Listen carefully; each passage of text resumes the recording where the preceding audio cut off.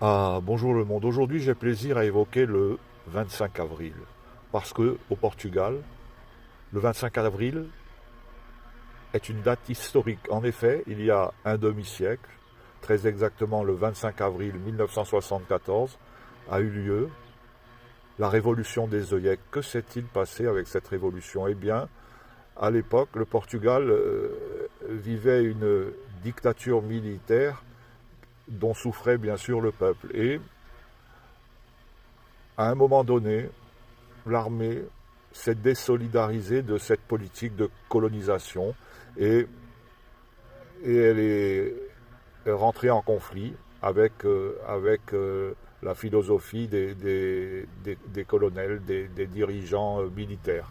Voilà. Et ce fut une révolution pacifique. Pourquoi on l'appelle la révolution des œillets? Parce qu'on dit que les soldats ont fleuri les canons de leurs fusils avec ces belles fleurs et que les fleuristes qui avaient des œillets les distribuaient aux soldats. Et le peuple a soutenu ce mouvement de l'armée et fait assez exceptionnel. L'armée a instauré un régime démocratique sans utiliser la force et c'est donc un exemple à suivre. Et, et depuis que j'ai acheté mes ruines au Portugal, même bien avant, j'ai considéré le Portugal comme un pays courageux, un petit pays courageux, mais un immense pays, euh, parce que au regard de son courage et de sa discrétion, un pays qui avance dans le bon sens, avec un peuple solidaire. Bien sûr qu'il y a des classes défavorisées comme dans tous les pays, mais on est solidaire, on est joyeux au Portugal et ça fait plaisir à voir. Et bien sûr, je fais un parallèle avec ce qui se passe en ce moment en France. C'est un théâtre comique qui fait la risée du monde et j'espère que très vite la France reprendra le bon cap et, et peut-être inventera une révolution, non pas la révolution des œillets, mais quelles fleurs fleurissent chez nous en octobre-novembre?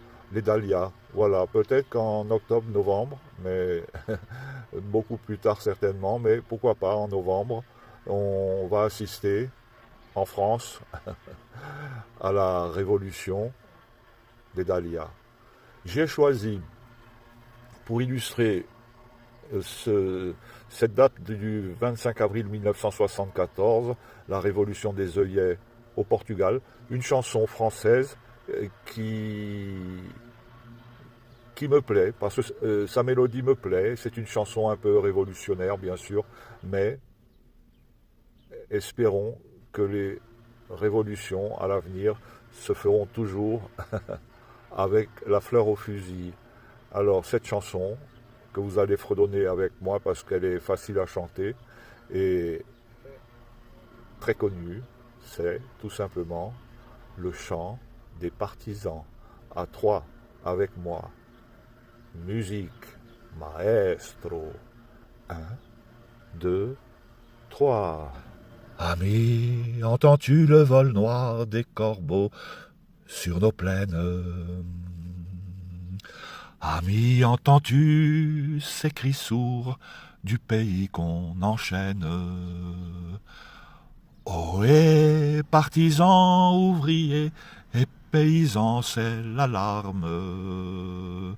Ce soir, l'ennemi connaîtra le prix du sang et des larmes. C'est nous qui brisons les barreaux des prisons pour nos frères. La haine à nos trous, c'est la faim qui nous pousse la misère. Il y a des pays où les gens au creux des lits font des rêves. Ici, nous vois-tu, nous on marche et nous on tue, nous on crève. Ici, chacun sait ce qu'il veut, ce qu'il fait quand il passe. Ami, si tu tombes, un ami sort de l'ombre à ta place. Demain du sang noir séchera au grand soleil sur les routes.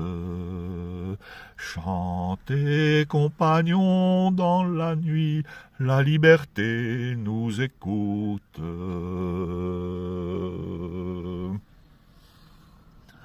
Ami, entends-tu les cris sourds du pays qu'on enchaîne? Ami, entends-tu le vol noir des corbeaux sur nos plaines? La la la la la la la la li la la la li la la la la la la la la la la la la la. Eh bien voilà pour ce beau chant des partisans qui était bien sûr le chant de la résistance dans le contexte bien particulier de la Seconde Guerre mondiale et que j'ai choisi parce que c'est un appel à l'union et au rassemblement et on peut rêver que la France enfin arrive à se rassembler et on peut rêver d'une union, mais pour le moment c'est la cacophonie totale et la révolution des dahlias que j'évoquais au début de cette vidéo, la révolution des dahlias n'est qu'un pieux rêve. Je vous souhaite une belle journée. Merci d'être allé jusqu'au bout de cette vidéo d'anthologie. Profitez bien des beaux jours. À bientôt le monde.